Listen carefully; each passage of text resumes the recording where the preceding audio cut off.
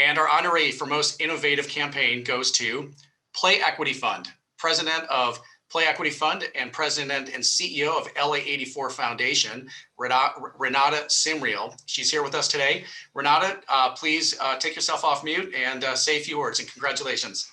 No, thank you, Josh. Thank you to you and the LA Business Journal for bringing this this event, this recognition, back to the fold. I'm both inspired by this tremendous organizations that you're recognizing today and the great work that they do in communities, and certainly humble to be included at the minimum, but certainly being recognized for our campaign. The LA84 Foundation established the Play Equity Fund about 6 years ago, really to focus on how we can use sport to continue to bring communities together. And the Play Equity Fund is the only nonprofit focused on play as a social justice issue. And this campaign was about how can we react to the moment where kids were socially isolated and distance learning in home confinement. And it was a moment with my 13-year-old son, and being able to go to the garage and get play equipment and balls and the table tennis and keep him active and keep him strong, isolated from his friends. And that was a moment of inspiration. I said, hey, let me call on my friends at LAUSD. Let me call my friends at Nike and Dick's Sporting Goods and Cole Imports and see if we can't pivot in this moment and get play equipment in the hands of kids and families who need it most. And then we called on some of our athlete friends to do videos to show kids what they can do in small spaces with a tennis ball and with some shoes and with a basketball or a soccer ball, and inspire them to stay active and stay strong. And I'm so humbled that our board was able to be, flexible and pivot and meet the moment.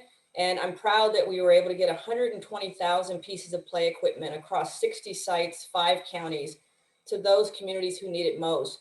But Josh, to your point about being acknowledged for this awareness campaign, we call play equity a crisis hiding in plain sight. So this campaign was also about using the platform of our teams and our partners to raise awareness of the important role that sport and play has to our physical and mental health, our connections to academics, but more importantly, to highlight the fact that not all kids have equal access. And I think that it demonstrates the power of coming together in collaboration to really focus on having impact in a very small way.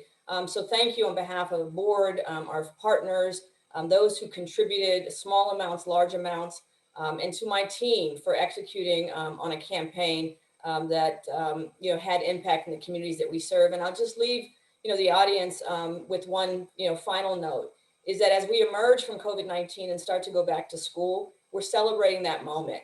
But this acknowledgement, this recognition is really reigniting our commitment to make sure we're meeting kids where they are and letting them reconnect with themselves, their friends, their teammates through play and sport. There's a lot of work to do.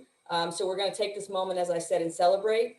Thank you, but we're going to recommit ourselves to making sure that we meet kids where they are through the spring and summer months to make sure that they have the opportunity to engage in the transformational power of sport and just have a little bit of fun. So thank you. We're honored.